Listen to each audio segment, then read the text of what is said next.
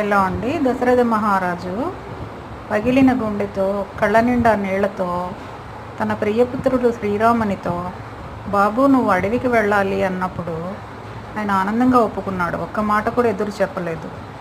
ఆయన ఏమీ విహారయాత్రలకు వెళ్ళమని చెప్పలేదు, అడవులకు వెళ్ళమన్నాడు. అది కూడా 14 ఏళ్ళు. అయినా సరే రాముడు వెళ్ళాడు. తండ్రి అడిగాడు, రాముడు వెళ్ళాడంటే అది వేరే విషయం. లక్ష్మణుడిని అడగలేదే. అయినా సరే లక్ష్మణుడు అన్నగారి వెంట వెళ్ళాడు. అది లక్ష్మణుడి గొప్పతనం.